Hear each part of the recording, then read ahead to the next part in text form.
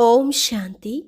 आज है 9 दिसंबर 2021 के ईश्वरीय महावाक्य। पहले एक नज़र मुरली के मुख्य पॉइंट्स पर। बाबा ने कहा, मैं कोई अखंड ज्योति स्वरूप नहीं हूँ। जैसे तुम आत्मा बिंदी हो वैसे मेरा रूप भी बिंदी है। तुम सब आत्माएं हो सजनियाँ जो मुझ साजन को याद करते हो। यहाँ सभी में 5 विकार प्रवेश हैं, इसलिए देह अभिमान में आकर एक दो को काटते रहते हैं। यह विकार हैं ही दुख देने वाले, अब इन्हें छोड़ो। फिर कहा, सभी आत्माओं का बाप एक है, वही भगवान है। मनुष्यों को कभी भगवान नहीं कह सकते। पत्थर भीतर सब में भगवान कहने वाले पत्थर बुद्धि ही ठहरे। दीदार होने से कोई की सदगति नहीं होती, अर्थात साक्षात्कार से कोई स्वर्ग में नहीं जा सकता। इसलिए साक्षात्कार की आश नहीं रखनी, सदा स्मृति रहनी चाहिए। तुम संगम युगी ब्राह्मण सबसे उच्च हो। तुमको रचने वाला भी ऊंचे ते ऊंचा भगवान है। और लास्ट में बाबा ने कहा, मैंने 5000 वर्ष पहले तुम बच्चों को स्वर्गवासी बनाया था, अब फिर से तुमको राजाओं का राजा बनाता हूँ। वर्षा तो बाप से ही मिलता है, ना कि भाई से। इसलिए एक मुझ निराकार बाप को याद करो, किसी देहधारी को नहीं। सदा बुद्धि में यही रहे, मेरा तो एक शिव बाबा, दूसरा ना कोई। और अब सुनते हैं महावाक्यों को विस्तार से। मुरली का सार। मीठे बच्चे, बाप आए हैं तुम्हें राजयोग सिखलाने। बाप के सिवाय कोई भी देहधारी तुम्हें राजयोग सिखला नहीं सकता। प्रश्न, तीव्र भक्ति करने से कौन सी प्राप्ति होती है, कौन सी नहीं? उत्तर, कोई तीव्र भक्ति करते हैं तो दीदार हो जाता है, बाकी सदगति तो किसी की होती नहीं। वापिस कोई भी जाता नहीं। बाप के बिना वापिस कोई भी ले नहीं जा सकता। तुम इस बने बनाए ड्रामा को जानते हो। तुम्हें आत्मा का यथार्थ ज्ञान है। आत्मा ही स्वर्गवासी और नरकवासी बनती है। ओम शांति। रूहानी बच्चों प्रति रूहानी बाप ने ओम शांति का अर्थ भी समझाया है। ओम को अहम अर्थात मैं भी कहा जाता है। मैं आत्मा, मेरा शरीर, 2 चीजें हैं। यह आत्मा ने कहा ओम शांति, अर्थात शांति मेरा स्वधर्म है। आत्मा का निवास स्थान है शांति धाम अथवा परम धाम। वह है निराकारी दुनिया, यह है साकारी मनुष्यों की दुनिया। मनुष्य में आत्मा है और यह शरीर 5 तत्वों का बना हुआ है। आत्मा अविनाशी है, वह कब मरती नहीं। अब आत्मा का बाप कौन? शरीर का बाप तो हर एक का अलग अलग है, बाकी सभी आत्माओं का बाप एक ही है, परमपिता परमात्मा। उनका असली नाम है शिव। पहले पहले कहते हैं शिव परमात्माय नमः, फिर कहेंगे ब्रह्मा देवताय नमः, विष्णु देवताय नमः। उन्हों को भगवान नहीं कह सकते। सबसे उच्च है निराकार परमात्मा, फिर है सूक्ष्म देवताएं। यहाँ सभी मनुष्य हैं। अब प्रश्न उठता है कि आत्मा का रूप क्या है? भारत में शिव की पूजा करते हैं, शिव काशी कहते हैं। वे लोग लिंग बनाते हैं, कोई बड़ा बनाते, कोई छोटा। लेकिन जैसे आत्मा का रूप है वैसे परमात्मा का रूप है। परम आत्मा, उसको मिलाकर परमात्मा कहते हैं। परमात्मा के लिए कोई कहते वह अखंड ज्योति स्वरूप है, कोई कहते ब्रह्म है। अब बाप समझाते हैं, जैसे तुम आत्मा बिंदी हो वैसे मेरा रूप भी बिंदी है। जब रुद्र पूजा करते हैं तो उसमें लिंग ही बनाते हैं। शिव का बड़ा लिंग, बाकी शालिग्राम छोटे छोटे बनाते हैं। मनुष्यों को न यथार्थ आत्मा का ज्ञान है न परमात्मा का, तो वह मनुष्य बाकी क्या रहा। सब में 5 विकार प्रवेश हैं। देह अभिमान में आकर एक दो को काटते रहते हैं। यह विकार है ही दुख देने वाले। कोई मर गया तो दुख हुआ, यह भी कांटा लगा। कोई भी मनुष्य को न आत्मा का न परमात्मा का रियलाइजेशन है।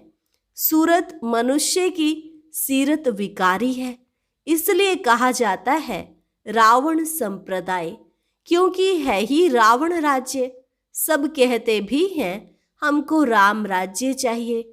गीता में भी अक्षर हैं कौरव संप्रदाय, पांडव संप्रदाय और यादव संप्रदाय। अभी तुम बच्चे राजयोग सीख रहे हो। राजयोग श्री कृष्ण सिखला न सके। वह है सतयुग का प्रिंस। उनकी महिमा है सर्वगुण संपन्न। हर एक का कर्तव्य महिमा अलग अलग है। प्रेसिडेंट का कर्तव्य अलग, प्राइम मिनिस्टर का कर्तव्य अलग। अभी यह तो ऊंचे ते ऊंचा बेहद का बाप है। इनके कर्तव्य को भी मनुष्य ही जानेंगे, जानवर थोड़े ही जानेंगे। मनुष्य जब तमो प्रधान बन जाते हैं तो एक दो को गाली देते हैं। यह है ही पुरानी दुनिया, कलयुग। इसको नर्क कहा जाता है, विशस वर्ल्ड कहा जाता है। सतयुग को वॉइसलेस वर्ल्ड कहा जाता है। आत्मा इन ऑर्गन्स द्वारा कहती है हमको राम राज्य चाहिए। हे पतित पावन, आप आकर हमको पावन बनाओ, शांति धाम सुख धाम में ले जाओ। बाप समझाते हैं दुख सुख का खेल बना हुआ है। माया ते हारे हार, माया ते जीते जीत। जिसकी पूजा करते हैं उनके ऑक्यूपेशन को बिल्कुल ही नहीं जानते हैं। इसको कहा जाता है अंधश्रद्धा अथवा गुड़ियों की पूजा। जैसे बच्चे गुड़िया बनाकर खेल पाल कर फिर तोड़ देते हैं। शिव परमात्मा नमः कहते हैं परंतु अर्थ नहीं जानते। शिव तो है ऊंचे ते ऊंचा बाप। ब्रह्मा को भी प्रजापिता कहते हैं। प्रजा माना ही मनुष्य सृष्टि। शिव है आत्माओं का बाप। सभी को 2 बाप हैं, परंतु सभी आत्माओं का बाप शिव है। उनको दुख हरता सुख करता कहा जाता है, कल्याणकारी भी कहते हैं। देवताओं की फिर महिमा गाते हैं आप सर्वगुण संपन्न, हम नीच पापी, हमारे में कोई गुण नहीं, बिल्कुल तुच्छ बुद्धि है। देवताएं स्वच्छ बुद्धि थे, यहाँ है सब विकारी पतित। इसलिए गुरु करते हैं। गुरु वह जो सदगति करे। गुरु किया ही जाता है वानप्रस्थ में। कहते हैं हम भगवान के पास जाना चाहते हैं। सतयुग में वानप्रस्थ अवस्था कहते नहीं हैं।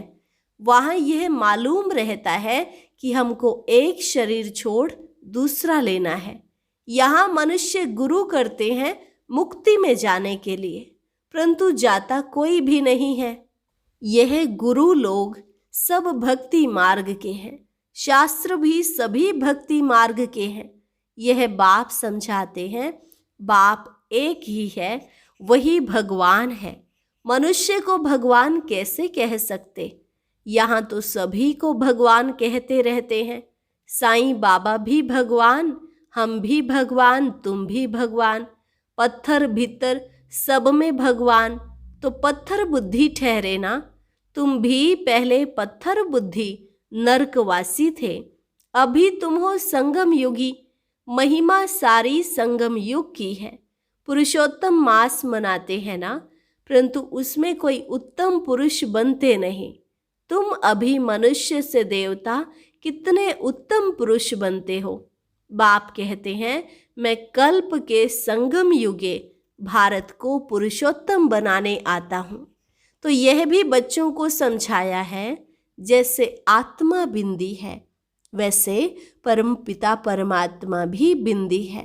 कहते हैं भ्रिकुटी के बीच में चमकता है अजब सितारा। आत्मा सूक्ष्म है, उनको बुद्धि से जाना जाता है, इन आंखों से देखा नहीं जा सकता। हाँ, दिव्य दृष्टि से देख सकते हैं। समझो कोई तीव्र भक्ति करते हैं, उससे दीदार होता है, परंतु उनसे मिला क्या? कुछ नहीं। दीदार से सदगति तो हो न सके। सदगति दाता, दुख हरता, सुख करता तो एक ही बाप है। यह दुनिया ही विकारी है। साक्षात्कार से कोई स्वर्ग में नहीं जाते। शिव की भक्ति की, दीदार हुआ, फिर क्या हुआ? वापिस तो बाप बिगर कोई ले नहीं जा सकते। ये है बना बनाया ड्रामा। कहते हैं बनी बनाई बन रही, अब कुछ बननी नाही, परंतु अर्थ जरा भी नहीं जानते। आत्मा का भी ज्ञान नहीं है। वह तो कहते हैं हर एक आत्मा 84 लाख जन्म लेती है, उसमें एक मनुष्य जन्म दुर्लभ होता है, परंतु ऐसी कोई बात है नहीं। मनुष्य का तो बड़ा पार्ट चलता है। मनुष्य ही स्वर्गवासी और मनुष्य ही नरकवासी बनते हैं। भारत ही सबसे उच्च खंड था। लक्ष्मी नारायण का राज्य था। वहां तो बहुत थोड़े मनुष्य थे। एक धर्म, एक मत थी। भारत सारे विश्व का मालिक था और कोई धर्म नहीं था। यह है पढ़ाई। यह कौन पढ़ाता है? भगवान उवाच कि मैं तुमको इस राजयोग द्वारा राजाओं का भी राजा बनाता हूं। भगवान ने किसको गीता सुनाई? गीता से फिर क्या हुआ, यह किसको मालूम नहीं है। गीता के बाद है महाभारत। गीता में राजयोग है। भगवान उवाच मामेकम याद करो तो तुम्हारे पाप भस्म होंगे। मन मनाभव का अर्थ ही यह है कि बाप कहते हैं तुम जो सूर्यवंशी पूज्य थे वह फिर पुजारी शूद्रवंशी बन गए हो। विराट रूप का अर्थ भी तुम बच्चे ही जानते हो। विराट रूप में जो दिखाते हैं उसमें ब्राह्मणों को गुम कर दिया है। ब्राह्मण तो बहुत गाए जाते हैं। प्रजापिता ब्रह्मा की संतान है ना। बाप ब्रह्मा द्वारा ही रचना रचते हैं, अडॉप्ट करते हैं। अब तुम हो उच्च ब्राह्मण, तुमको रचने वाला है ऊंचे ते ऊंचा भगवान जो सबका बाप है। ब्रह्मा का भी वह बाप है, सारी रचना का वह बाप है। रचना हो गई सब ब्रदर्स। वर्षा बाप से मिलता है न कि भाई से। शिव जयंती भी मनाई जाती है। आज से 5000 वर्ष पहले ब्रह्मा तन में शिव बाबा आया था। देवी देवता धर्म स्थापन किया था। ब्राह्मण ही राजयोग सीखे थे, वह तुम अभी सीख रहे हो। भारत पहले शिवालय था। शिव बाबा ने शिवालय स्वर्ग रचा और भारतवासी ही स्वर्ग में राज्य करते थे। अब कहाँ राज्य करते हैं? अब पतित दुनिया नरक है। यह कोई समझते नहीं कि हम नरकवासी हैं। कहते हैं फलाना मरा स्वर्गवासी हुआ, तो अपने को नरकवासी समझना चाहिए। बाप कहते हैं मैंने तुम बच्चों को स्वर्गवासी बनाया था, जिसको 5000 वर्ष हुए। पहले तुम बहुत साहूकार थे, सारे विश्व के मालिक थे, तो ऐसा जरूर गॉड ने ही बनाया होगा। भगवान उवाच मैं तुमको राजाओं का राजा बनाता हूं, तो जरूर राजा भी बनेंगे तो प्रजा भी बनेंगे। आधा कल्प है दिन स्वर्ग, आधा कल्प है रात नरक। अब ब्रह्मा तो एक बार आएगा ना। बाप है सबका रूहानी पंडा, वह सभी को वापस ले जाते हैं। वहां से फिर मृत्यु लोक में नहीं आएंगे। अंधों की लाठी एक ही बाप है। बाप समझाते हैं बच्चे, इस रावण राज्य का विनाश होना है। यह वही महाभारत लड़ाई है। मनुष्य तो कुछ भी नहीं समझते। भारतवासी आपे ही पूज्य, आपे ही पुजारी बनते हैं। सीढ़ी उतरते उतरते वाम मार्ग में चले जाते हैं तो पुजारी बन जाते हैं। पहले हम सब पूज्य सूर्यवंशी थे, फिर 2 कला कम चंद्रवंशी हुए, फिर उतरते उतरते पुजारी बने हैं। पहले पहले पूजा होती है शिव की, उसको अव्यभिचारी पूजा कहा जाता है। अब बाप कहते हैं एक निराकार बाप को याद करो, कोई भी देहधारी को याद नहीं करना है। बुलाते ही हैं कि हे पतित पावन, आकर हमको पावन बनाओ। तो मेरे बिगर और कोई कैसे पावन बना सकते हैं? सीढ़ी में दिखाया है कि कलयुग के अंत में क्या है। 5 तत्वों की भक्ति करते हैं। साधु सन्यासी ब्रह्म की साधना करते हैं। स्वर्ग में यह कोई भी होते नहीं। यह सारा ड्रामा भारत पर ही बना हुआ है। 84 जन्म लेंगे। यहाँ भक्ति मार्ग की कोई दंत कथाएं नहीं है, यह तो पढ़ाई है। यहाँ तो यह शिक्षा मिलती है कि एक बाप को याद करो। ब्रह्मा विष्णु शंकर को भी याद नहीं करना है। कोई भी देहधारी को याद नहीं करना है। तुम बच्चे भी कहते हो हमारा तो एक शिव बाबा, दूसरा न कोई। बाप भी कहते हैं बच्चे गृहस्थ व्यवहार में रहते कमल फूल समान पवित्र बनो। पतित पावन मुझ एक बाप को ही कहते हैं। फिर मनुष्य गुरु कैसे बन सकते हैं? खुद ही वापस नहीं जा सकते तो औरों को कैसे ले जा सकते हैं? ना कोई ज्योति ज्योत में समाते हैं। सब पार्ट बजाने वाले यहाँ पुनर्जन्म में हैं। तुम हो सजनिया, एक साजन को याद करते हो। वह है रहम दिल लिबरेटर। यहाँ दुख है तभी तो उनको याद करते हैं। सतयुग में तो कोई भी याद नहीं करते। बाप कहते हैं हमारा पार्ट ही संगम युग पर है, बाकी युगे युगे अक्षर रोंग लिख दिया है। इस कल्याणकारी पुरुषोत्तम युग का किसको भी पता नहीं है। पहली मुख्य बात है बाप को जानना, नहीं तो बाप से वर्षा कैसे लेंगे? रचना से वर्षा मिल नहीं सकता। बाप ने ब्रह्मा द्वारा अडॉप्ट किया है। मनुष्य यह नहीं जानते कि इतनी बड़ी प्रजा कैसे पैदा की होगी। प्रजापिता है ना, सरस्वती माँ है या बेटी है, यह भी किसको पता नहीं है। माँ तो तुम्हारी गुप्त है। शिव बाबा ब्रह्मा द्वारा तुमको अडॉप्ट करते हैं। अब तुम हो राज ऋषि। ऋषि अक्षर पवित्रता की निशानी है। सन्यासी है हठी योगी, वह राजयोग सिखला न सके। गीता भी जो सुनाते हैं वह भक्ति मार्ग की है। कितनी गीताएं बना दी हैं। बाप कहते हैं बच्चे मैं संस्कृत में तो नहीं पढ़ाता हूँ, न श्लोक आदि की बात है। तुमको राजयोग आकर सिखलाता हूँ, जिस राजयोग से तुम पावन दुनिया के मालिक बन जाते हो। अच्छा, मीठे मीठे सिकिलधे बच्चों प्रति माता पिता बाप दादा का याद प्यार और गुड मॉर्निंग। रूहानी बाप की रूहानी बच्चों को नमस्ते। रूहानी बच्चों की रूहानी बाप दादा को नमस्ते नमस्ते, गुड मॉर्निंग। धारणा के लिए मुख्य सार। पहले पॉइंट, कभी किसी भी देहधारी को याद नहीं करना है। मेरा तो एक शिव बाबा, दूसरा न कोई, यह पाठ पक्का करना है। दूसरी पॉइंट, बाप समान रूहानी पंडा बनकर सबको घर का रास्ता बताना है। अंधों की लाठी बनना है। वरदान, सदा बिजी रहने की विधि द्वारा व्यर्थ संकल्पों की कंप्लेन को समाप्त करने वाले संपूर्ण कर्मातीत भव। फिर से सुनेंगे। सदा बिजी रहने की विधि द्वारा व्यर्थ संकल्पों की कंप्लेन को समाप्त करने वाले संपूर्ण कर्मातीत भव। संपूर्ण कर्मातीत बनने में व्यर्थ संकल्पों के तूफान ही विघ्न डालते हैं।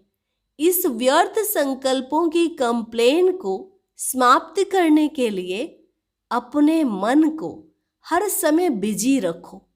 समय की बुकिंग करने का तरीका सीखो। सारे दिन में मन को कहाँ कहाँ बिजी रखना है, यह प्रोग्राम बनाओ। रोज अपने मन को 4 बातों में बिजी कर दो। मिलन, रूह रिहान, दूसरा वर्णन अर्थात सर्विस, तीसरा मगन और चौथा लगन। मिलन, वर्णन, मगन और लगन। इससे समय सफल हो जाएगा और व्यर्थ की कंप्लेन खत्म हो जाएगी। स्लोगन: सफलता को परमात्म बर्थ राइट समझने वाले ही सदा प्रसन्न चित्त रह सकते हैं। सफलता को परमात्म बर्थ राइट समझने वाले ही सदा प्रसन्न चित्त रह सकते हैं। अच्छा, ओम शांति। आज की अव्यक्त मुरली जरूर सुने। उसके लिए ऊपर दिए गए बॉक्स को टच करें।